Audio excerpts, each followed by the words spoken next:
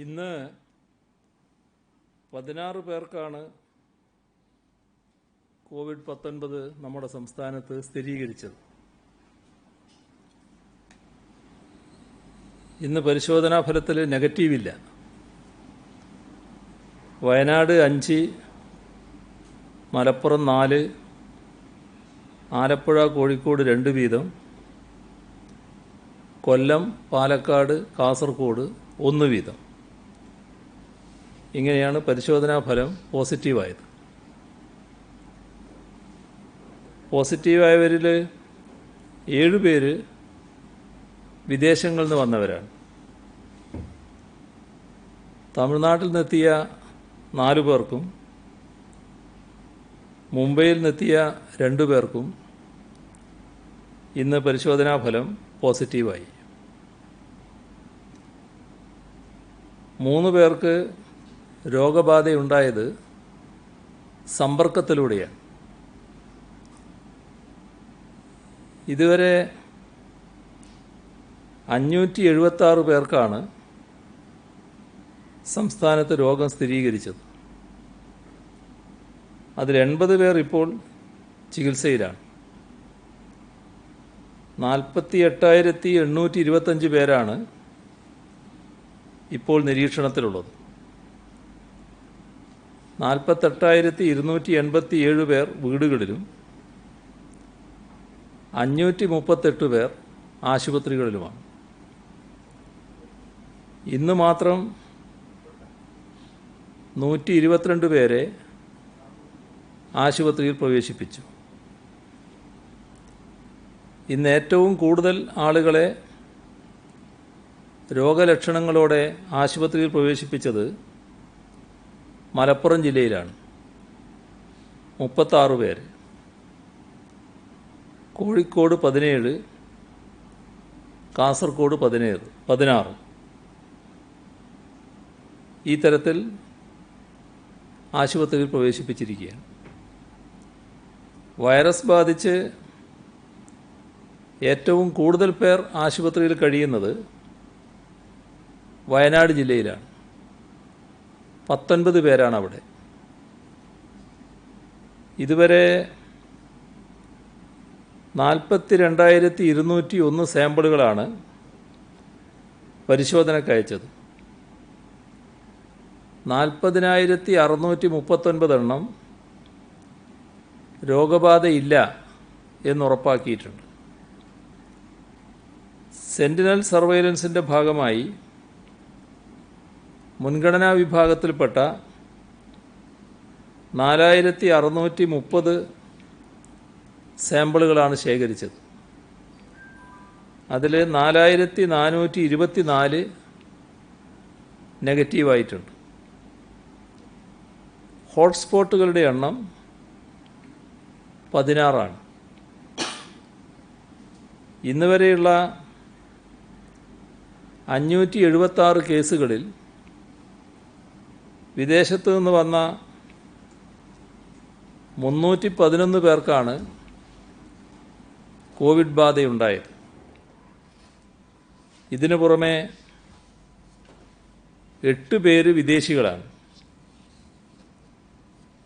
മറ്റ് സംസ്ഥാനങ്ങളിൽ നിന്ന് വന്ന 70 പേർക്ക് രോഗം സ്ഥിരീകരിച്ചു. സമ്പർക്കത്തിലൂടെ രോഗബാധിതരായത് 187 പേരാണ്. സംസ്ഥാനത്ത് കേസുകളുടെ എണ്ണം വർദ്ധിക്കുന്നത് എല്ലാവരിലും ആശങ്കയുണ്ടാക്കിയിട്ടുണ്ട്. സമ്പർക്കം വഴി രോഗം പടരാനുള്ള സാധ്യത മുന്നിലുണ്ട്. അതുകൊണ്ട് തന്നെ നമ്മുടെ കരുതൽ വർദ്ധിപ്പിച്ചേ മതിയാവും. സുരക്ഷിതമായ ശാരീരിക അകലം പാലിക്കലും മറ്റ് സുരക്ഷാ ക്രമീകരണങ്ങൾ പാലിക്കലും നിർബന്ധമാണ്. ക്വാറന്റൈനിൽ കഴിയുന്നവർ പുറത്തിറങ്ങാനേ പാടില്ല. നിർദ്ദേശം ലംഘിക്കുന്നവരെ കണ്ടെത്താനായി എല്ലാ ജില്ലകളിലും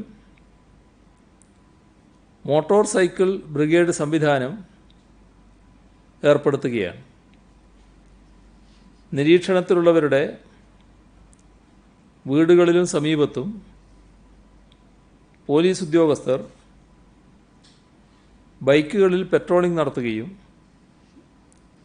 വീടുകളിലെത്തി കാര്യങ്ങൾ അന്വേഷിക്കുകയും ചെയ്യും. ശനിയാഴ്ചത്തെ സർക്കാർ ഓഫീസ് അവധി തുടരണോ എന്ന കാര്യം ആലോചിക്കുന്നതാണ്. നാളെ മാറ്റമുണ്ടാകില്ല, നാളെ അവധി തന്നെ. അതോടൊപ്പം അടുത്ത ദിവസം ഞായർ സമ്പൂർണ്ണ ലോക്ക്ഡൗണായി തന്നെ തുടരുകയും ചെയ്യും. കഴിഞ്ഞ ഞായറാഴ്ച എല്ലാവരും സഹകരിച്ചതാണ്. ഈ ഞായറാഴ്ചയും അതേപോലെ തന്നെ എല്ലാ വിഭാഗത്തിൻ്റെയും സഹകരണം ഉണ്ടാകണമെന്ന് അഭ്യർത്ഥിക്കുന്നു. വീടുകളിൽ ക്വാറന്റൈനിൽ കഴിയുന്നവർ നിർദ്ദേശങ്ങൾ ലംഘിക്കുന്നതുമായി ബന്ധപ്പെട്ട് സംസ്ഥാനത്തൊട്ടാകെ 65 കേസുകൾ ഇന്ന് രജിസ്റ്റർ ചെയ്തിട്ടുണ്ട്. അതിൽ തിരുവനന്തപുരത്താണ് 53 കേസുകൾ, കാസർഗോഡ് 11 കേസുകൾ, കോഴിക്കോട് 1 കേസും. അതിർത്തികളിലെയും ചെക്ക് പോസ്റ്റുകളിലെയും പരിശോധനകൾ കൂടുതൽ കർശനമാക്കുന്നതിന് അധികമായി പോലീസുകാരെ നിയോഗിച്ചു. സംസ്ഥാനത്തെ 4 അന്താരാഷ്ട്ര വിമാനത്താവളങ്ങളിലായി വിദേശ രാജ്യങ്ങളിൽ നിന്ന് 17 വിമാനങ്ങൾ വന്നിട്ടുണ്ട്. കൊച്ചി തുറമുഖത്ത് 3 കപ്പലുകളും എത്തി. ഇവയിലെല്ലാമായി 3732 പേരാണ് വിദേശങ്ങളിൽ നിന്നെത്തിയത്. കേരളത്തിൽ നിന്ന് 33,000 അതിഥി തൊഴിലാളികളുമായി 29 ട്രെയിനുകൾ ഇതുവരെ പോയിട്ടുണ്ട്. കപ്പലുകളിൽ ആളുകൾ കൂട്ടത്തോടെയാണ് എത്തിയത്. അവരിൽ 3 പേർക്ക് തമിഴ്നാട്ടിൽ രോഗബാധയുണ്ടായതായി റിപ്പോർട്ടുണ്ട്. ആ സാഹചര്യത്തിൽ മറ്റുള്ളവർക്ക് രോഗബാധയില്ല എന്നുറപ്പാക്കാൻ പ്രത്യേക പരിശോധന നടത്തും. ഡൽഹിയിൽ നിന്നുള്ള പ്രത്യേക ട്രെയിൻ ഇന്ന് രാവിലെ 5:15 തിരുവനന്തപുരത്തെത്തി. 1045 യാത്രക്കാരാണ് കേരളത്തിലെ 3 സ്റ്റേഷനുകളിൽ ഇറങ്ങാനുണ്ടായിരുന്നത്. തിരുവനന്തപുരത്ത് 348 യാത്രക്കാരുണ്ടായിരുന്നു. മുംബൈയിൽ നിന്നെത്തിയ പത്തനംതിട്ട സ്വദേശിയായ ആളെ പനിയുണ്ടായിരുന്നതുകൊണ്ട് ജനറൽ ആശുപത്രിയിൽ പ്രവേശിപ്പിച്ചു. 3 പേരെ സർക്കാർ നിരീക്ഷണ കേന്ദ്രത്തിൽ അയച്ചു. ബാക്കി എല്ലാവരെയും വീട്ടിൽ നിരീക്ഷണത്തിലേക്ക് മാറ്റി. എറണാകുളത്ത് 411 പേരാണ് എത്തിയത്. യാത്രക്കാരിൽ ഒരാളെ നെഞ്ചുവേദനയെ തുടർന്ന് കളമശ്ശേരി മെഡിക്കൽ കോളേജ് ആശുപത്രിയിൽ പ്രവേശിപ്പിച്ചു. വിവിധ ജില്ലകളിലെ 286 യാത്രക്കാരാണ് കോഴിക്കോട് റെയിൽവേ സ്റ്റേഷനിൽ ഇറങ്ങിയത്. ആരോഗ്യ പരിശോധനയിൽ രോഗലക്ഷണങ്ങൾ കണ്ടെത്തിയ 7 പേരെ മെഡിക്കൽ കോളേജ് ആശുപത്രിയിൽ പ്രവേശിപ്പിച്ചു. കോഴിക്കോട് 4, മലപ്പുറം, വയനാട്, കാസർഗോഡ് ഓരോ ആൾ വീതം എന്നിങ്ങനെയാണ് ആശുപത്രിയിലേക്ക് മാറ്റിയത്. മറ്റുള്ളവരെ കർശന നിരീക്ഷണത്തിനായി അത് ജില്ലകളിലെ കോവിഡ് കെയർ സെൻ്ററുകളിലേക്കും വീടുകളിലേക്കും അയച്ചു. യാത്രക്കാരെ അതത് ജില്ലകളിലെത്തിക്കാൻ KSRTC ബസ്സുകൾ സജ്ജമാക്കിയിരുന്നു. ഇന്നലെ 149 യാത്രക്കാരുമായി ജിദ്ദയിൽ നിന്നുള്ള വിമാനവും കൊച്ചിയിലെത്തി. 58 ഗർഭിണികൾ, 10 വയസ്സിൽ താഴെയുള്ള 9 കുട്ടികൾ ഈ വിമാനത്തിൽ നാട്ടിലെത്തി. ഇതിൽ 4 പേരെ വിവിധ ജില്ലകളിൽ ചികിത്സക്കായി അയച്ചു. 69 പേരെ കോവിഡ് കെയർ സെൻ്ററുകളിലും 76 പേരെ വീടുകളിലും നിരീക്ഷണത്തിലാക്കി. റോഡ് വഴി കേരളത്തിലേക്ക് വരാൻ 2,85,880 പേർ രജിസ്റ്റർ ചെയ്തിട്ടുണ്ട്. ഇതുവരെ പാസ് നൽകിയത് 1,23,972 പേർക്കാണ്. ചെക്ക് പോസ്റ്റിലൂടെ 47,151 പേർ ഇതിനകം സംസ്ഥാനത്തെത്തി. ട്രെയിൻ വഴി എത്താൻ പാസ് നൽകിയത് 4,694 പേർക്കാണ്. ക്വാറന്റൈൻ കാര്യത്തിൽ സംസ്ഥാനത്തിന് ആശയക്കുഴപ്പമൊന്നുമില്ല. ഇപ്പോൾ ഇവിടെ ഫലപ്രദമായി ക്വാറന്റൈൻ നടപ്പാക്കുന്നുണ്ട്. ഇന്നത്തെ കണക്ക് നോക്കിയാൽ ആകെ നിരീക്ഷണത്തിലുള്ള 48,825 പേരിൽ 48,287 വീടുകളിലാണ്. കേരളത്തിൻ്റെ പ്രത്യേക സാഹചര്യത്തിൽ വീടുകളിലെ ക്വാറന്റൈൻ വിജയകരമായി നടപ്പാക്കാൻ നമുക്ക് കഴിഞ്ഞിട്ടുണ്ട്. രോഗം പടരുന്നത് പിടിച്ചു നിർത്താൻ നമുക്ക് കഴിഞ്ഞതിൻ്റെ പ്രധാന കാരണം ഇതുതന്നെയാണ്. പുതിയ സാഹചര്യത്തിൽ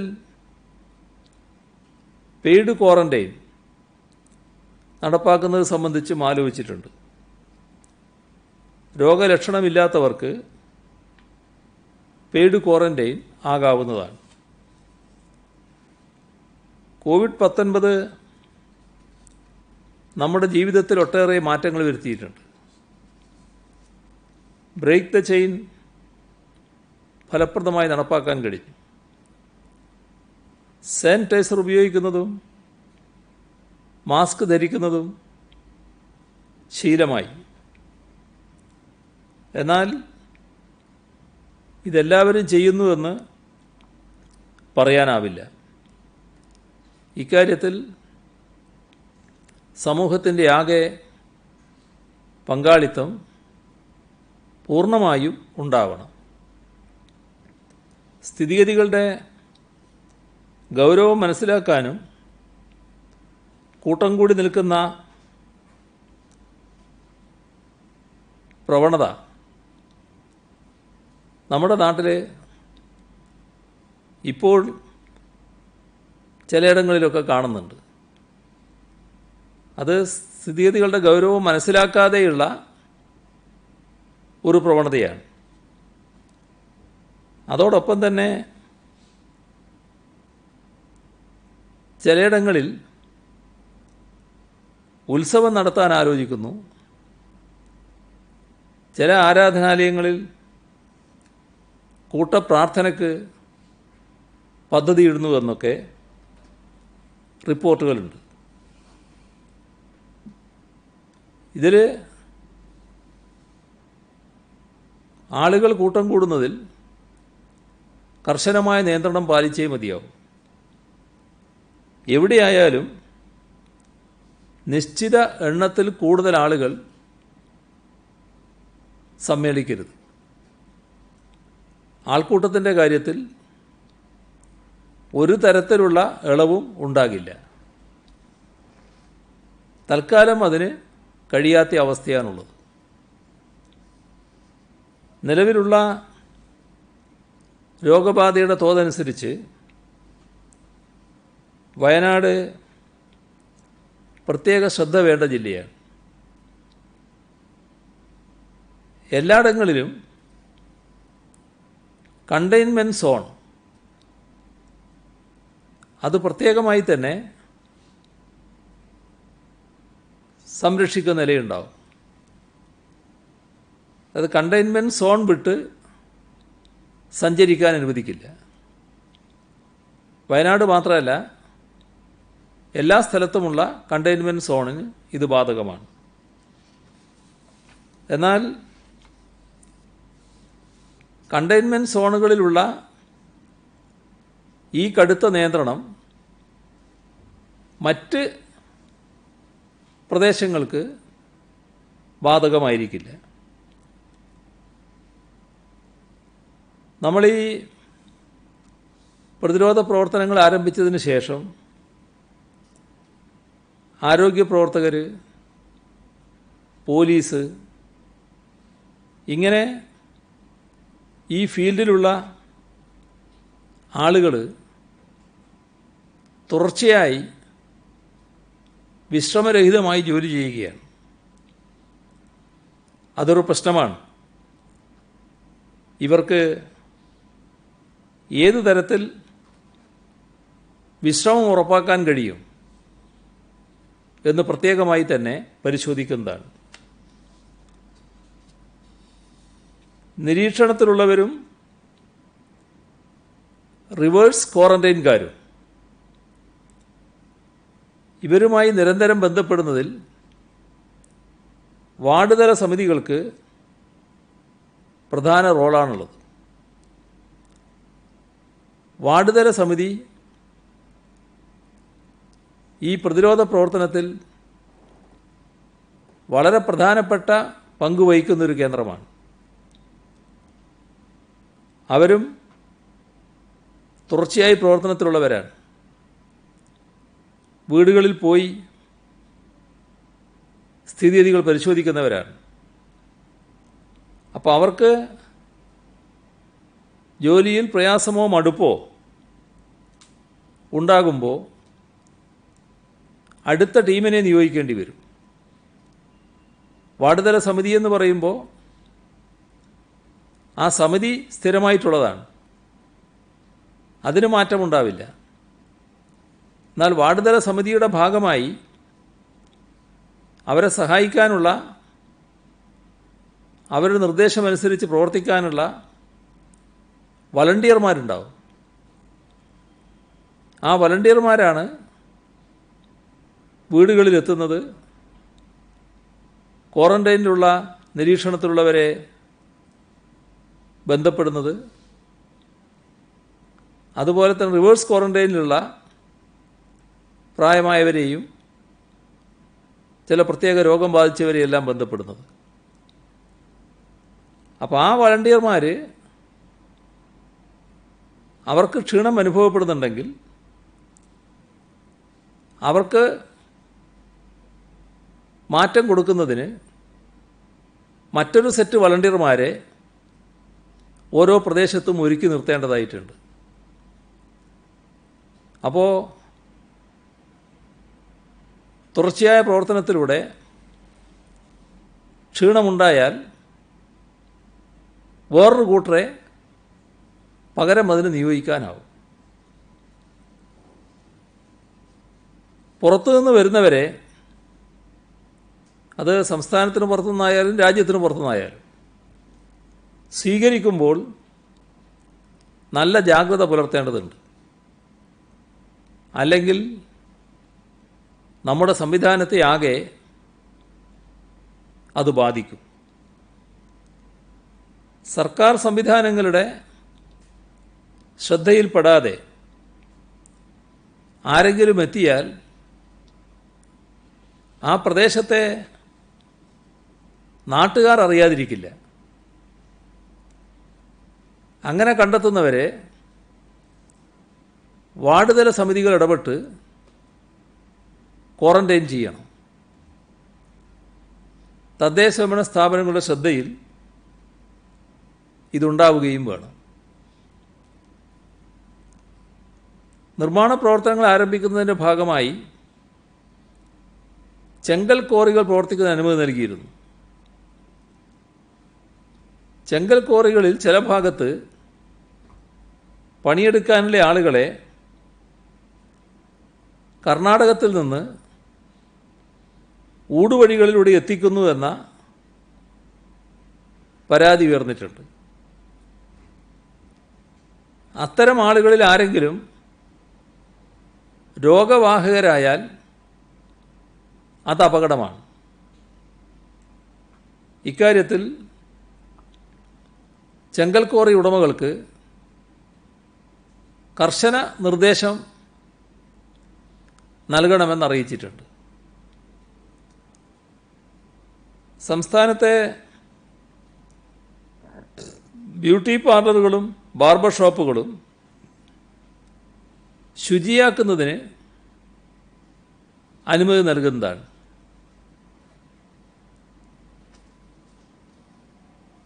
എട്ട് സംസ്ഥാനങ്ങളിൽ നിന്ന് കേരളത്തിലേക്ക് ട്രെയിൻ വിടാൻ റെയിൽവേ സമ്മതിച്ചിട്ടുണ്ട്. ഇവിടങ്ങളിൽ കുടുങ്ങിപ്പോയ അതിഥി തൊഴിലാളികളെ തിരിച്ചയക്കുന്നതിന്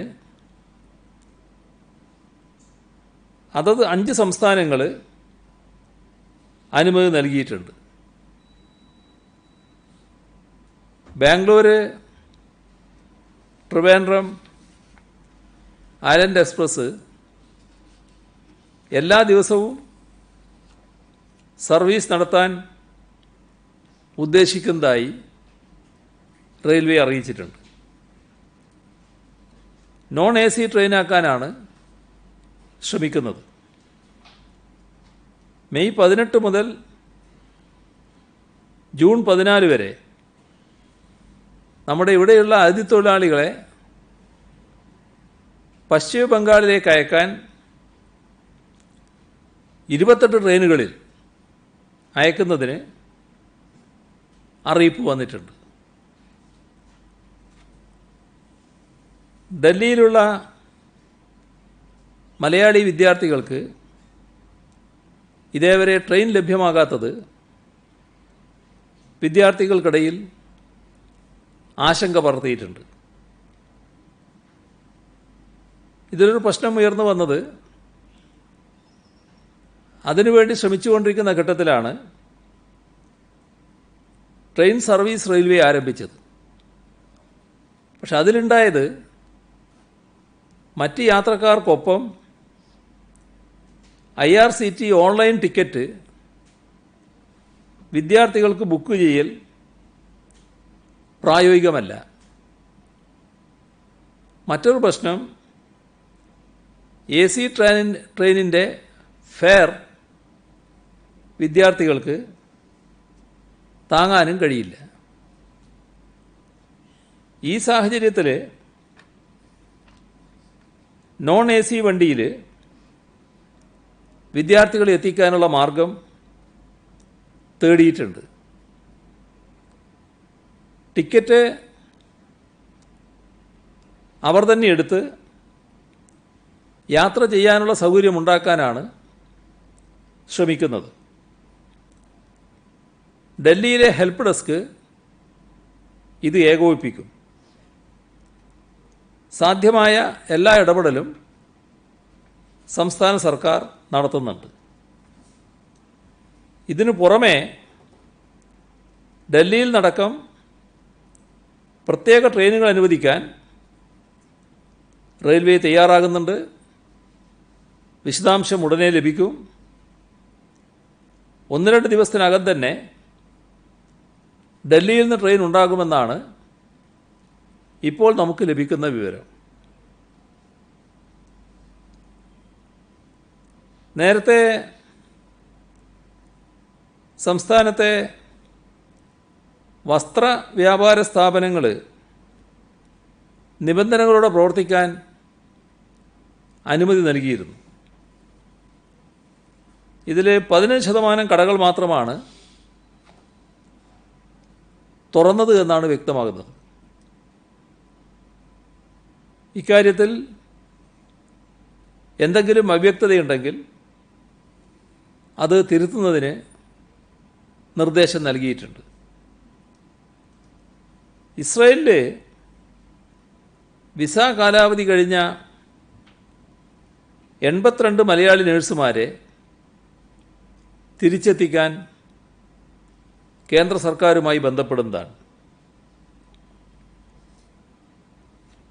തടി ലേലത്തിനെടുത്തവർ ലോക്ക്ഡൗൺ കാരണം എടുത്തു മാറ്റാൻ കഴിയാതിരുന്നു. അപ്പോൾ അവർ തറവാടകയും പലിശയും ഒഴിവാക്കി നൽകണമെന്നേ ആവശ്യമുന്നയിച്ചിട്ടുണ്ട്. ലോക്ക്ഡൗൺ കാരണമാണ് ഇത് സംഭവിച്ചതെന്നുകൊണ്ട് അവരുടെ ആവശ്യം ന്യായമാണ്. അത് പരിശോധിച്ച് തീരുമാനമെടുക്കും.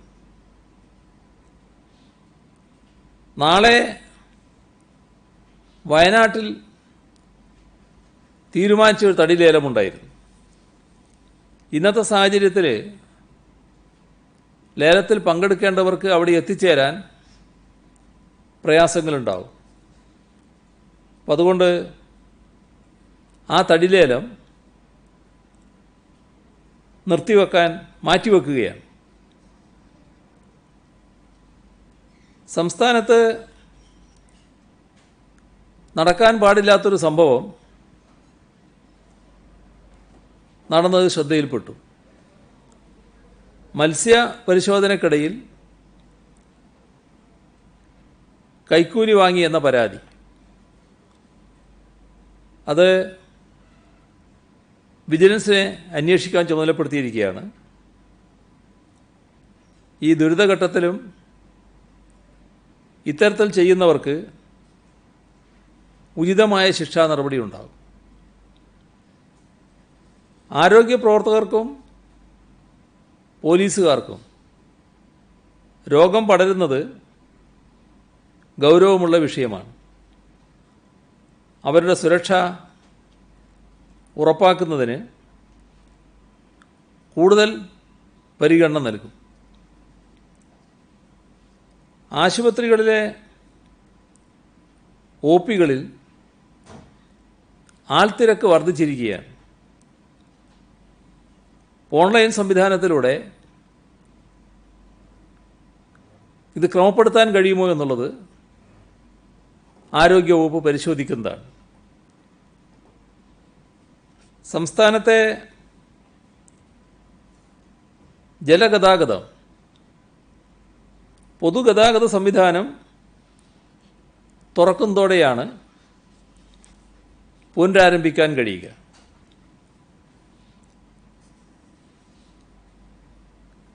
അന്യസംസ്ഥാനങ്ങളിൽ ജോലി ചെയ്യുന്ന തൊഴിലാളികളുടെ ക്ഷേമത്തിനായി കേന്ദ്രം സംസ്ഥാനങ്ങൾക്ക് അധിക തുക അനുവദിച്ചതായി ഇന്നലെ കേന്ദ്ര ധനകാര്യമന്ത്രി പറഞ്ഞത് നിങ്ങളെല്ലാം റിപ്പോർട്ട് ചെയ്തിട്ടുണ്ട്. യഥാർത്ഥത്തിൽ ഇതൊരു പുതിയ സഹായമല്ല. ദുരന്ത പ്രതികരണ നിധിയിലേക്ക് കേന്ദ്രത്തിൻ്റെ വിഹിതമായി അനുവദിക്കുന്ന തുകയാണ്. COVID-19 പൊട്ടിപ്പുറപ്പെട്ടില്ലെങ്കിലും ഈ തുക ലഭിക്കേണ്ടതാണ്. കേരളത്തിന് 314 കോടി രൂപയാണ് 15ാം ധനകാര്യ കമ്മീഷൻ കേന്ദ്രവിഹിതമായി നിശ്ചയിച്ചത്. ഇപ്പോൾ കിട്ടിയത് അതിൻ്റെ പകുതിയായ 157 കോടി രൂപയാണ്. COVID-19 സാഹചര്യത്തിൽ സംസ്ഥാനങ്ങൾക്ക് പ്രത്യേകം ഗ്രാൻറ്റുകൾ അനുവദിക്കണമെന്നും ഇത് 15ാം ധനകാര്യ കമ്മീഷൻ്റെ രണ്ടാമത്തെ റിപ്പോർട്ടിൽ ഉൾപ്പെടുത്താനുള്ള അധിക പരിഗണനാ വിഷയമായി നിശ്ചയിക്കണമെന്നും പ്രധാനമന്ത്രിയോട് നാം ആവശ്യപ്പെട്ടിരുന്നു. ദുരന്ത പ്രതികരണ നിധിയിലേക്കുള്ള കേന്ദ്രവിഹിതത്തെ കോവിഡ്-19 പ്രതിരോധിക്കാനുള്ള സഹായമായി ചിത്രീകരിക്കുന്നത് ഉചിതമല്ല. ദുരന്ത പ്രതികരണ നിധിയിൽ നിന്നും കേരളം കോവിഡ് പ്രതിരോധവുമായി ബന്ധപ്പെട്ട ചെലവുകൾ നിർവഹിക്കുന്നുണ്ട്. 17 കോടി രൂപ ജില്ലാ കളക്ടർമാർക്ക് റിലീഫ് പ്രവർത്തനങ്ങൾക്കായി നൽകിയിട്ടുണ്ട്. 15 കോടി രൂപ ആരോഗ്യവകുപ്പിന് ഉപകരണങ്ങൾ വാങ്ങുന്നതിനായി നൽകി. ഇങ്ങനെ ആകെ 32 കോടി രൂപ നൽകി. മാനദണ്ഡമനുസരിച്ച് സംസ്ഥാനത്തിനുള്ള വിഹിതത്തിൻ്റെ 25% മാത്രമേ റിലീഫ് പ്രവർത്തനങ്ങൾക്കായി ചെലവിടാൻ കഴിയൂ. 10% ഉപകരണങ്ങൾ വാങ്ങുന്നതിനായും ഉപയോഗിക്കാം. SDRF തുകയിൽ ഇക്കാര്യത്തിന് മാത്രമേ ഉപയോഗിക്കാൻ കഴിയൂ. കേരളം ക്ഷേമ പെൻഷൻ ഉൾപ്പെടെ വിതരണം ചെയ്യാൻ ബജറ്ററി തുകയാണ് ഉപയോഗിക്കുന്നത്.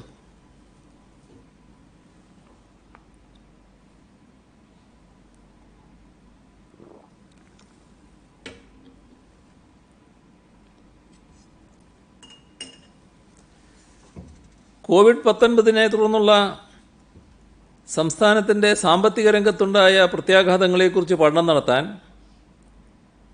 സംസ്ഥാന പ്ലാനിംഗ് ബോർഡും Gulati institute of finance and taxation ഈ രണ്ട് സംവിധാനങ്ങളും ചുമതലയേറ്റെടുത്തിരുന്നു. രണ്ടു കൂട്ടരുടെയും റിപ്പോർട്ടുകൾ ലഭ്യമായിട്ടുണ്ട്. ഗിഫ്റ്റിൻ്റെ റിപ്പോർട്ടിലെ അനുമാനപ്രകാരം നമ്മുടെ ആഭ്യന്തര വരുമാനത്തിൽ ശരാശരി 1,25,657 കോടി രൂപയുടെ നഷ്ടം വരുമെന്ന് ബജറ്റ് എസ്റ്റിമേറ്റിലെ 1,14,636 നിന്നും നമ്മുടെ റവന്യൂ വരുമാനം 81,180 കോടി രൂപയായി കുറയുമെന്നും കണക്കാക്കിയിട്ടുണ്ട്. റവന്യൂ വരുമാന നഷ്ടം 35,455 കോടി രൂപ. സാമൂഹ്യക്ഷേമ ചെലവുകളടക്കമുള്ള ചെലവുകൾ അതേപടി തുടരുകയും ചെയ്താൽ റവന്യൂ കമ്മിയും ധനക്കമ്മിയും വർദ്ധിക്കും. സർക്കാരിൻ്റെ ചെലവുകളിൽ സാധ്യമായ ക്രമീകരണങ്ങൾ വരുത്തുവാനുള്ള നിർദ്ദേശങ്ങൾ സമർപ്പിക്കുവാൻ ഒരു ദ്രുത പഠനം നടത്തി ജൂൺ ആദ്യവാരം റിപ്പോർട്ട് സമർപ്പിക്കാൻ സാമ്പത്തിക വിദഗ്ധനും CDS ഡയറക്ടറുമായ ഡോക്ടർ സുനിൽ മാണി അധ്യക്ഷനും ധനകാര്യവകുപ്പ് അഡീഷണൽ ചീഫ് സെക്രട്ടറി കൺവീനറുമായ സമിതി രൂപീകരിച്ചിട്ടുണ്ട്. ലോക്ക്ഡൗൺ സാഹചര്യത്തിൽ പൊതുവായി വരുമാന നഷ്ടമുണ്ടായിരിക്കെ സംസ്ഥാനങ്ങൾക്ക് ലഭിക്കുന്ന നികുതി വിഹിതത്തിലും കുറവുണ്ടാകും. ഇത് കാരണമുണ്ടാകുന്ന ധനകാര്യ ഞെരുക്കം മറികടക്കാനാണ് സംസ്ഥാനത്തിൻ്റെ വായ്പാ പരിധി ആഭ്യന്തര വരുമാനത്തിൻ്റെ 3% നിന്നും 5% കേന്ദ്ര സർക്കാരിനോട് കേരളം ആവശ്യപ്പെടുന്നത്. കേന്ദ്ര സർക്കാർ അവരുടെ വായ്പാ പരിധി 5.5% ഈയിടെ ഉയർത്തിയിട്ടുണ്ട്. സംസ്ഥാനങ്ങളുടെ കാര്യത്തിൽ 3% തുടരുന്നത് ഫെഡറൽ സംവിധാനത്തിൻ്റെ അടിസ്ഥാന തത്വങ്ങൾക്ക് നിരക്കുന്നതല്ല. വായ്പാ പരിധി ഉയർത്താനുള്ള തീരുമാനം ഉണ്ടാകണമെന്ന് കേന്ദ്രത്തോട് ആവർത്തിച്ച് ആവശ്യപ്പെടുകയാണ്. കോവിഡ്-19 സംസ്ഥാനത്തിൻ്റെ സാമ്പത്തിക രംഗത്തെ എങ്ങനെ ബാധിച്ചു എന്ന് വിശദമായി പഠിക്കുന്നതിന് സംസ്ഥാന സർക്കാർ നിയോഗിച്ച വിദഗ്ധ സമിതി പ്രവർത്തനം ആരംഭിച്ചിട്ടുണ്ട്. ഇതിനായി ഒരു സർവേ നടത്തുകയാണ്. സർവേക്കുള്ള ചോദ്യാവലി പ്രസിദ്ധീകരിച്ചിട്ടുമുണ്ട്. സംഘടനകൾ, സ്ഥാപനങ്ങൾ, ഉൽപ്പാദന, വ്യാപാര, സേവന മേഖലകളിലെ അസോസിയേഷനുകൾ, വ്യക്തിഗത സ്ഥാപനങ്ങൾ, വ്യക്തികൾ എന്നിവരെ ലക്ഷ്യമിട്ടാണ് ഈ ചോദ്യാവലി പ്രസിദ്ധീകരിക്കുന്നത്. കോവിഡ്-19 ലോക്ക്ഡൗണും മൂലം വിവിധ മേഖലകളിൽ എന്തെല്ലാം ആഘാതങ്ങൾ ഉണ്ടായി എന്നത് സംബന്ധിക്കുന്ന ചോദ്യങ്ങൾ ഈ ചോദ്യാവലിയിൽ ഉൾപ്പെട്ടിട്ടുണ്ട്. സാമ്പത്തികാഘാതം മറികടക്കാൻ ആവശ്യമായ സമയത്തെക്കുറിച്ചും മാർഗങ്ങളെക്കുറിച്ചും ചോദ്യങ്ങളുണ്ട്. സർക്കാർ വകുപ്പുകൾ, പൊതുമേഖലാ സ്ഥാപനങ്ങൾ, സർക്കാരിന് കീഴിലുള്ള സ്വയംഭരണ സ്ഥാപനങ്ങൾ എന്നിവ ഈ സർവേയിൽ ഉൾപ്പെടുന്നില്ല. ഈ സർവേയുടെ ഭാഗമായി ശേഖരിക്കുന്ന വിവരങ്ങൾ സർക്കാർ അനുമതി നൽകിയ പൊതുകാര്യങ്ങൾക്കാണ് ഉപയോഗിക്കുക. മുൻ chief secretary doctor K M. Abraham, additional chief secretary ധനകാര്യം Rajesh Kumar Singh,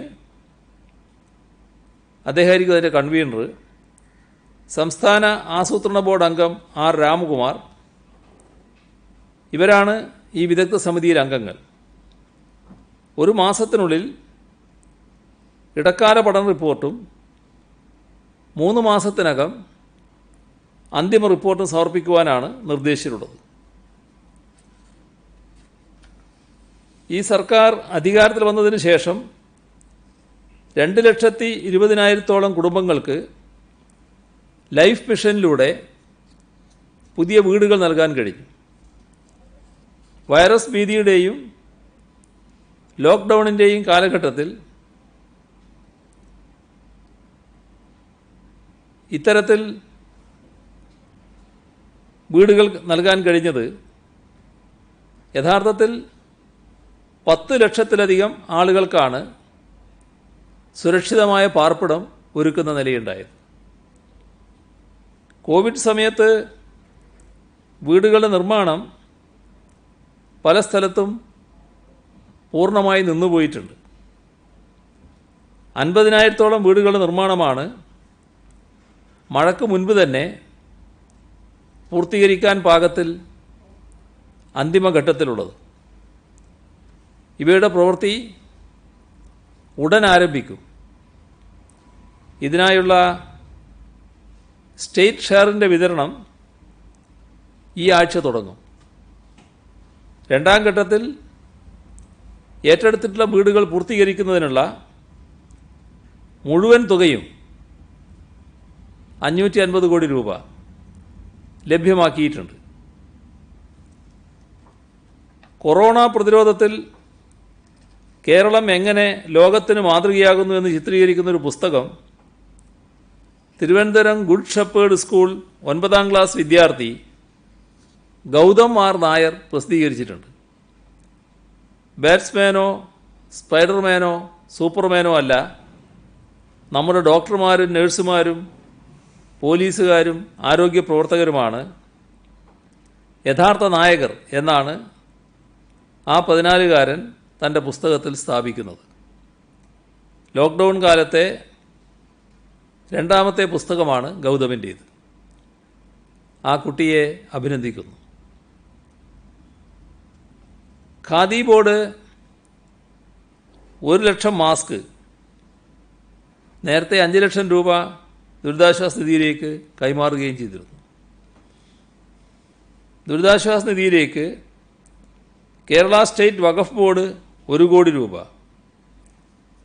registered metal crusher unit owners association Thrissur ജില്ലാ കമ്മിറ്റി 1 കോടി 1 ലക്ഷം രൂപ, കേരള ജുഡീഷ്യൽ ഓഫീസേഴ്സ് അസോസിയേഷൻ 12,25,000 രൂപ.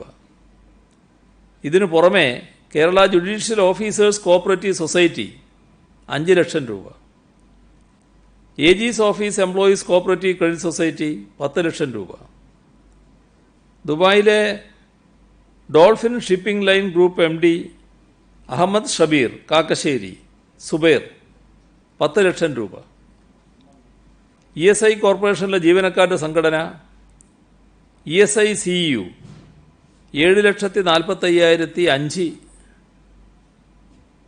രൂപ, ഹൈറേഞ്ച് സംരക്ഷണ സമിതി രക്ഷാധികാരിയായിരുന്ന മാർ മാത്യു ആനിക്കുഴിക്കാട്ടിലെ സ്മരണാർത്ഥം കർഷകർ സമാഹരിച്ച ഉൽപ്പന്നങ്ങൾ വിറ്റുകിട്ടിയ 2,57,600 രൂപ, സീനിയർ ജേർണലിസ്റ്റ് ഫോറം അംഗങ്ങളുടെ പെൻഷൻ തുകയിൽ നിന്ന് 2,66,000 രൂപ. ഇത്രയും വിവരങ്ങളാണ് ഇന്ന് പങ്കുവെക്കാനുള്ളത്.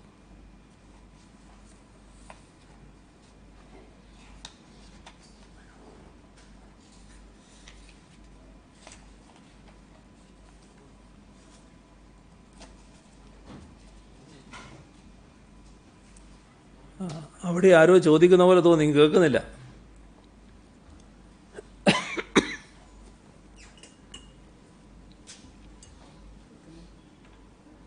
കേൾക്കുന്നില്ല.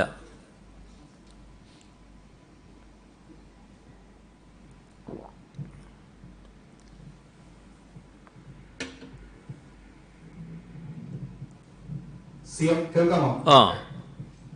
സിഎം, ഡൽഹിയിൽ കുടുങ്ങിയ മലയാളി വിദ്യാർത്ഥികളെ നാട്ടിലെത്തിക്കാനുള്ള നടപടികൾ തുടങ്ങിയെന്ന് മുഖ്യമന്ത്രി പറഞ്ഞു. അവിടെ ഏതോ സംഘടനയാണോ ആരോ സോഷ്യൽ മീഡിയകളിൽ വളരെ വ്യാപകമായി പ്രചരിക്കുന്നുണ്ട്, വിദ്യാർത്ഥികൾ നടന്ന് കേരളത്തിലേക്ക് വരാൻ പോകുന്നു. എന്തെങ്കിലും സിഎമ്മിന്റെ ശ്രദ്ധയിൽപ്പെട്ടു? അങ്ങനെ നടന്നു വരേണ്ട ഒരു സാഹചര്യമുണ്ടോ? എന്റെ ശ്രദ്ധയിലില്ല. ആ വിദ്യാർത്ഥികളൊക്കെ നല്ല ട്രെയിനിൽ തന്നെ വരും, ഒരു ശങ്ക ആ കാര്യത്തിൽ വേണ്ട. ഇതിൽ ഞാൻ നേരത്തെ പറഞ്ഞതുപോലെ ഉണ്ടായ ഒരു പ്രശ്നമാണ്, റെയിൽവേ ആരംഭിച്ചു. അപ്പോൾ ഈ കുട്ടികളെ കൊണ്ടുവരുന്ന കാര്യത്തിലുള്ള പ്രവർത്തനങ്ങൾക്ക് അതിലെത്ര കുട്ടികൾ പോയി എന്ന് മനസ്സിലാക്കേണ്ടതുണ്ടായിരുന്നു. അങ്ങനെയൊക്കെ ഉണ്ടായൊരു കൺഫ്യൂഷൻ മാത്രമേ ഉള്ളൂ. ഏതായാലും ആ കുട്ടികളടക്കം ട്രെയിനിൽ തന്നെ വരാനുള്ള നടപടികളാണ് സ്വീകരിച്ചിട്ടുള്ളത്. അവർ കുട്ടികൾ തന്നെ ശ്രദ്ധയപ്പെടുത്തിയിട്ടുണ്ട്. അവിടെ ഈ ടിക്കറ്റ് ചാർജ് അവർക്ക് സഹിക്കാൻ കഴിയുന്നതല്ല, അപ്പോൾ നോൺ AC മതി എന്നൊക്കെയുള്ള കുട്ടികൾ തന്നെ പറഞ്ഞിട്ടുണ്ട്. ആ തരത്തിലുള്ള നടപടികൾ ത്വരിതഗതിയിൽ നീങ്ങിക്കൊണ്ടിരിക്കുകയാണ്. പറഞ്ഞപ്പോൾ കേരളത്തിൽ നിന്നും എത്ര ട്രെയിൻ അതിഥി തൊഴിലാളികളുമായിട്ട് മറ്റ് സംസ്ഥാനങ്ങളിലേക്ക് പോയി, നമ്മുടെ സംസ്ഥാനത്തേക്ക് ഒരു ട്രെയിൻ മാത്രമാണുള്ളത്. ഇത്തരത്തിൽ വിദ്യാർത്ഥികൾ ഉൾപ്പെടെ കൊണ്ടുവരാനിരിക്കെ നമ്മൾക്ക് ട്രെയിൻ കിട്ടാതെ പോയതിനെ വീഴ്ച അത് ആരുടെ ഭാഗത്താണ്? സംസ്ഥാന സർക്കാരിന്റെ ഭാഗത്താണോ, കേന്ദ്രത്തിന്റെ ഭാഗത്താണോ, റെയിൽവേയുടെ ഭാഗത്താണോ? നമ്മൾ ഡൽഹിയിൽ ചുമതലയേൽപ്പിച്ച സമ്പത്ത് ഡൽഹിയിൽ തുടരാതെ തിരുവനന്തപുരത്ത് തുടരുന്നതിന്റെ ഉത്തരവാദിത്വം ആർക്കാണ്? ആ വിഷയത്തിൽ സിഎമ്മിന്റെ നിലപാടെന്താണ്? ഈ കോവിഡ് പലരെയും പലയിടത്താക്കിയിട്ടുണ്ട്. ഇപ്പം നമ്മുടെ സംസ്ഥാനത്തെ 2 ACSമാർ ഇപ്പോൾ തിരുവനന്തപുരത്തില്ല. അതിനവരെ കുറ്റം പറയാൻ പറ്റുമോ? അവർ ഡൽഹിയിൽ കുടുങ്ങി കിടക്കുകയാണ്. അത് സ്വാഭാവികമാണ്. എവിടെയാണോ കുടുങ്ങിയത് അവിടെ കുടുങ്ങുന്നുള്ളതാണ് കോവിഡിൻ്റെ അവസ്ഥ. അതൊരു പ്രത്യേക പ്രശ്നമായിട്ട് കാണേണ്ടതായിട്ടില്ല. ഇവിടെ നമ്മുടെ ട്രെയിനുകളുടെ കാര്യത്തിൽ ഈ അതിഥി തൊഴിലാളികളെന്ന് പറയുന്നത് കൂട്ടമായിട്ട് ഇങ്ങനെ നിൽക്കുകയായിരുന്നു. അപ്പോൾ അവർക്ക് വേറെ യാതൊരു വഴിയുമില്ല, താമസിക്കാൻ തന്നെ സ്ഥലമില്ല. നമ്മൾ ഇവിടെ താമസിക്കാൻ സ്ഥലം ഏർപ്പാട് ചെയ്യുന്നു, ഭക്ഷണം കൊടുക്കുന്നു, അങ്ങനെയൊക്കെ ഉള്ളത് കൊണ്ട് വലിയ പ്രശ്നമില്ലാതെ ഇവിടെ കഴിഞ്ഞു. എന്നാൽ മറ്റു പലയിടത്തും അങ്ങനെയായിരുന്നില്ല പ്രശ്നങ്ങൾ. അപ്പോൾ നമ്മളാണ് അക്കാര്യത്തിൽ ഇവർ നാട്ടിൽ പോകണമെന്ന് പറയുന്ന ഘട്ടത്തിൽ ഇവരെ നാട്ടിലേക്ക് അയക്കുന്നതിനുള്ള ട്രെയിൻ സൗകര്യം ഏർപ്പെടുത്തണം എന്നാദ്യമായിട്ട് ആവശ്യപ്പെടുന്നത്. അതൊരു പൊതു ആവശ്യമായി പിന്നീട് ഉയർന്നു വന്നു. അങ്ങനെയാണ് ട്രെയിൻ അയക്കുന്ന നില വരുന്നത്. അത് ഇത്തരത്തിലുള്ള ഒരു ഗതിയുമില്ലാത്ത തൊഴിലാളികളെ നാട്ടിലേക്ക് അയക്കുന്നതിന് വേണ്ടിയായിരുന്നു. അങ്ങനെ ഒരുപാട് സ്ഥലത്ത് ആളുകളുണ്ട് എന്നിപ്പോൾ വ്യക്തമായി.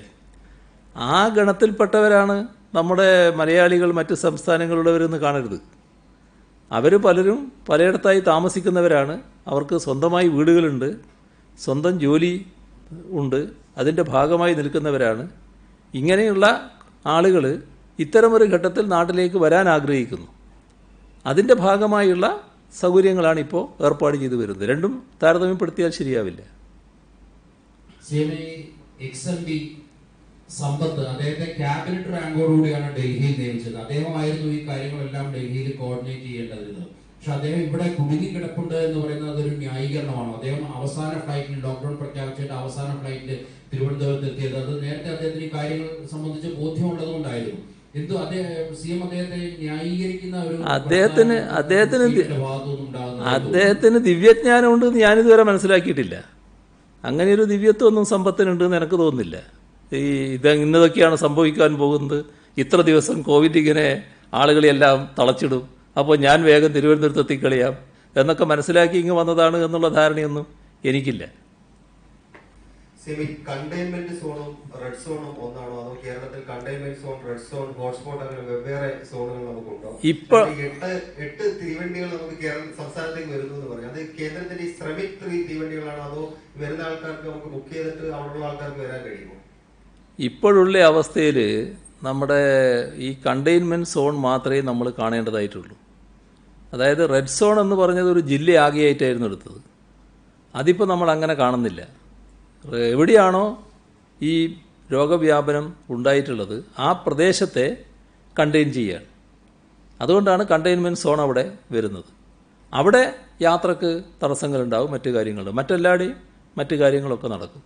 മറ്റ് ട്രെയിനുകളുടെ പൊതുവായ അറിയിപ്പേ വന്നിട്ടുള്ളൂ. അതിൻ്റെ വിശദാംശങ്ങൾ വരട്ടെ, അതിന് ശേഷം നമുക്ക് മനസ്സിലാക്കാം. ഡൽഹി വിദ്യാർത്ഥികളുടെ കേസിൽ നേരത്തെ ഒരു ട്രെയിൻ അനൗൺസ് ചെയ്തു, അവരോട് ശ്രമിക്കൽ ടിക്കറ്റ് എടുക്കാൻ പറഞ്ഞു. പിന്നീട് അത് സാങ്കേതികമായി വൈകി. റെയിൽവേ പറയുന്നു കേരളം ലിസ്റ്റ് കൊടുത്തിട്ടില്ല. ഇപ്പൊ വീണ്ടും 2 ദിവസം എന്ന് പറയുമ്പോൾ അത് ഏത് ട്രെയിൻ ആയിരിക്കും?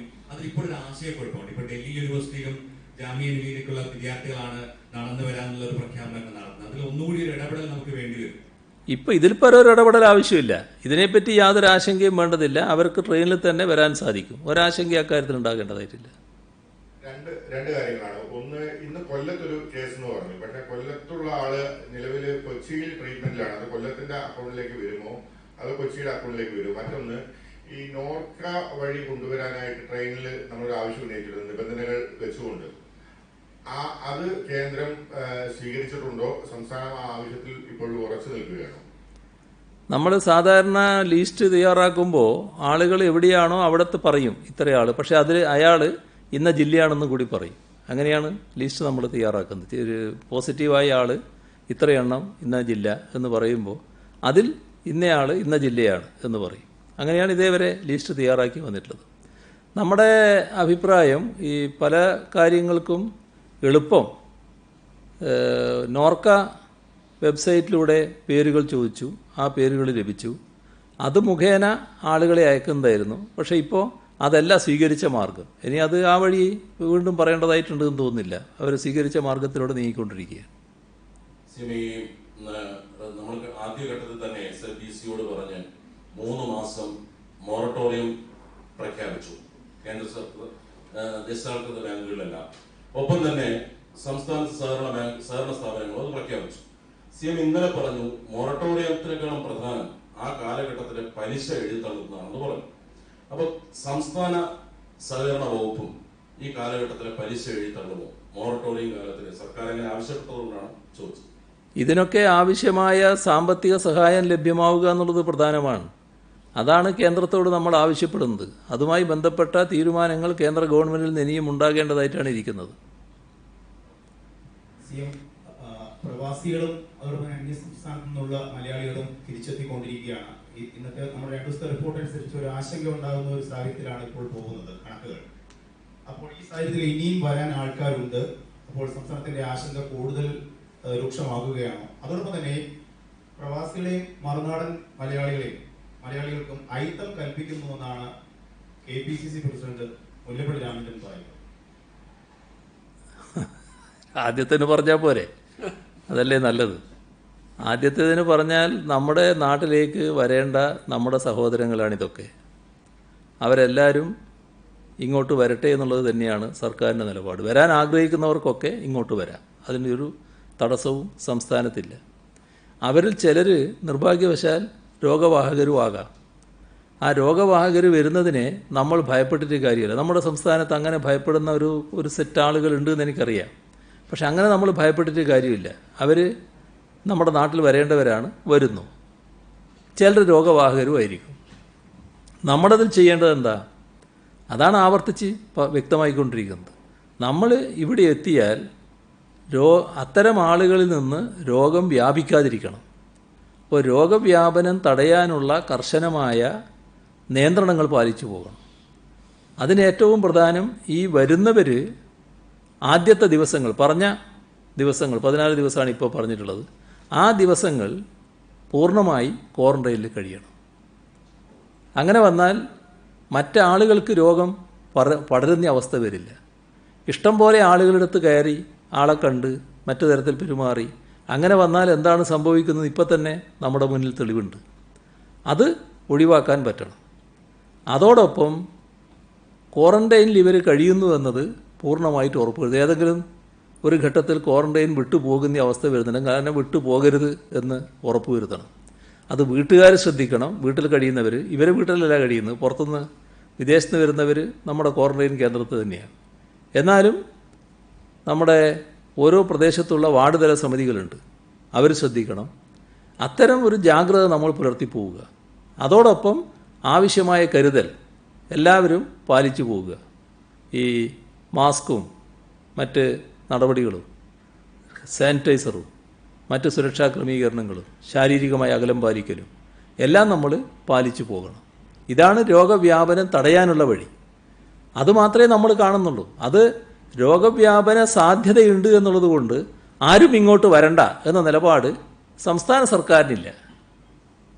ഈ മുൻ മുഖ്യമന്ത്രി AK ആന്റണി ഒരു അഭിമുഖത്തിൽ പറഞ്ഞത് ഈ നമ്മുടെ കേരളത്തിൽ ഈ കോവിഡൊക്കെ അമർച്ച ചെയ്യാൻ അല്ലെങ്കിൽ കേരളത്തിലെ ഒരു ആരോഗ്യ സംവിധാനം ഇത്രയും കുറ്റമറ്റതായത് തിരുവിതാംകൂർ രാജാക്കന്മാരുടെ ഒരു കാലത്തെ പ്രവർത്തനം കൊണ്ടാണ് എന്നാണ്. അതായത് ഇക്കാലത്ത് ഇന്ന ജനകീയ ഗവൺമെന്റുകൾക്കൊന്നും ഇതിൽ പങ്കില്ല. എന്താണ് CM ശ്രദ്ധയിൽപ്പെട്ടിട്ടുണ്ട്? എന്താണ് അഭിപ്രായം?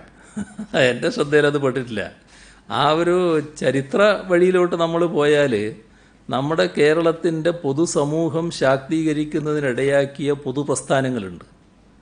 അത് ആർക്കും നിഷേധിക്കാവുന്ന കാര്യമല്ല. മറ്റ് സംസ്ഥാനങ്ങളിൽ നിന്ന് വ്യത്യസ്തമായൊരവസ്ഥ നമ്മുടെ പൊതുസമൂഹത്തിനുണ്ട്. അതിൻ്റെ ഭാഗമായുള്ള ഒരു പൊതുവായ നില നമ്മുടെ സംസ്ഥാനത്ത് തുടർച്ചയായിട്ടുണ്ടായിട്ടുണ്ട്.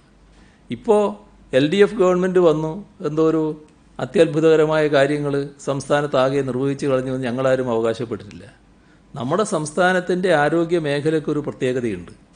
ആ പ്രത്യേകതയ്ക്ക് ഇടയാക്കിയത് കേരള സംസ്ഥാനം രൂപം കൊണ്ടതിന് ശേഷം നാം സ്വീകരിച്ച നടപടികൾ തന്നെയാണ്. അതിൽ പ്രാദേശികമായിട്ടുള്ള നമ്മുടെ ഹെൽത്ത് സെൻ്ററുകൾ, അത് 1957 ആദ്യത്തെ ഗവൺമെൻറ് തൊട്ടിട്ട് നമ്മൾ നടപ്പാക്കിയിട്ടുണ്ട് വ്യാപകമായിട്ട്. പിന്നെ അത് ഓരോ ഘട്ടത്തിലും ശാക്തീകരിച്ചിട്ടുണ്ട്. അതിൻ്റെ കൂടുതലും കുറവും അത് ആ ഭാഗത്തേക്ക് ഇപ്പോൾ ഞാൻ പോകുന്നില്ല. പക്ഷെ അതിൻ്റെ എല്ലാം ഭാഗമായിട്ടാണ് ഈ നില ഇപ്പോൾ ഉണ്ടായിട്ടുള്ളത്. ഇപ്പോൾ ഈ ഗവൺമെൻറ് വന്നതിന് ശേഷം ആർദ്രം മിഷനിലൂടെ നടപ്പാക്കിയ കാര്യങ്ങൾ അത് രാജ്യത്തിനും ലോകത്തിനും തന്നെ മാതൃകയായിട്ടുള്ളൊരു കാര്യമാണ് ആരോഗ്യരംഗത്തെ ഇടപെടൽ. മടങ്ങിയെത്തുന്ന പ്രവാസികളുടെ കാര്യത്തിൽ ഇപ്പം 14 ദിവസത്തെ ഇൻസ്റ്റിറ്റ്യൂഷണൽ ക്വാറന്റൈൻ കേന്ദ്രം നിർബന്ധമാക്കുകയാണ്. അപ്പം കേരളം 7 ദിവസമെങ്കിലും ആക്കാൻ വേണ്ടി ചോദിച്ചിരുന്നു. നമ്മൾ നേരത്തെ നടത്തിയ ഒരു ഒരുക്കങ്ങൾക്ക് വിരുദ്ധമാണ് ഇത്. നമുക്കതൊരു ബുദ്ധിമുട്ടായി വരും ഇപ്പം 14 ദിവസത്തെ നിർബന്ധമാക്കുന്നത്. കേരളത്തിൽ ഈ നമ്മുടെ അനുഭവം രാജ്യത്തിൻ്റെ മുന്നിൽ ഒരു വിജയഗാഥ രചിച്ച അനുഭവമാണ്. അതിനേറ്റവും പ്രധാനം നമ്മുടെ ഹോം ക്വാറന്റൈനാണ്.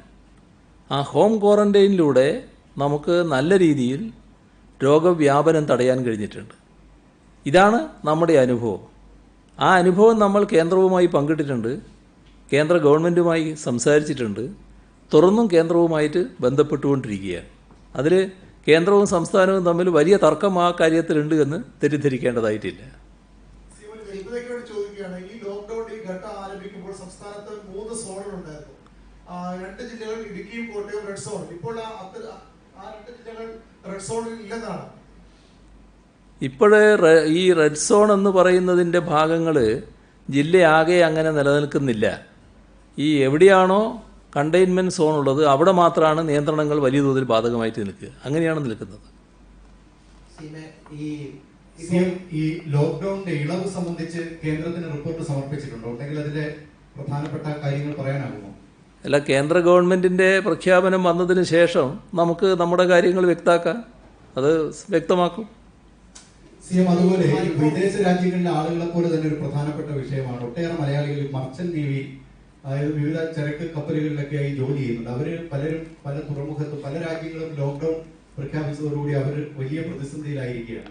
അപ്പൊ അവരുടെ കാര്യം ആരും തിരക്കുന്നില്ല എന്നുള്ളതാണ്. വിവിധ രാജ്യങ്ങളിൽ കഴിയുന്നവരുടെ കാര്യം അന്വേഷിക്കുന്നുണ്ട്, പക്ഷെ നടുക്കടലിലായ ഇവരുടെ കാര്യം അന്വേഷിക്കുന്നില്ല എന്നുള്ളൊരു പരാതികൾ വരുന്നുണ്ട്. അവർ സ്ഥിരമായി നടുക്കടലിലായതുകൊണ്ട് ഉള്ളൊരവസ്ഥ ഉണ്ട് അക്കാര്യത്തിൽ. കാരണം അവർ പുറപ്പെട്ടാൽ പിന്നെ ഒരു തീരത്തണിഞ്ഞ് പിന്നെ വേറൊരു തീരത്തണിഞ്ഞ് അങ്ങനെയാണ് നാട്ടിലേക്ക് എത്തിപ്പെടുന്നത്. 6 മാസക്കാലമൊക്കെ ഒരേ ഡ്യൂട്ടിയായി നീങ്ങുന്നവരാണ്. ഏതായാലും ഇക്കാര്യത്തിൽ അവർക്ക് ഏത് തരത്തിലുള്ള സഹായവും ചെയ്യാൻ സർക്കാർ തയ്യാറായിരിക്കും. പക്ഷേ സർക്കാരിൻ്റെ പരിമിതിക്കകത്ത് നിന്നുകൊണ്ട് മാത്രമേ ചെയ്യാൻ പറ്റൂ. ഇപ്പോൾ അവർ കുടുങ്ങി കിടക്കുന്ന സ്ഥലത്ത് പ്രത്യേകിച്ചൊന്നും സർക്കാരിന് ചെയ്യാനുണ്ട് എന്ന് എനിക്ക് തോന്നുന്നില്ല. ഈ മൈക്രോ ഫിനാൻസ് യൂണിറ്റുകൾ പലതും ഇപ്പോൾ വീണ്ടും പിരിവ് ആരംഭിച്ചിട്ടുണ്ട്. അപ്പോൾ നിരവധി പരാതികൾ ഇങ്ങനെ വരുന്നുണ്ട്. അത് ഈ പിരിവ് നിർത്തിവെക്കണം എന്ന് പറഞ്ഞിട്ടും അവർ വീണ്ടും നടത്തുന്നു എന്ന് പറഞ്ഞിട്ടുള്ളത്. അതിനെന്തെങ്കിലും ഗവൺമെന്റ് എന്തെങ്കിലും ഒന്ന് ചെയ്യാൻ കഴിയും? ഇനിയിപ്പോൾ സാധാരണ നിലക്കുള്ള പ്രവർത്തനങ്ങൾ വിവിധ ധനകാര്യ സ്ഥാപനങ്ങൾ ആരംഭിച്ചു പോവുകയല്ലേ. അപ്പോൾ അതിൻ്റെ ഭാഗമായിട്ട് കാര്യങ്ങൾ ആലോചിക്കാം എന്താണെന്നുള്ളത്.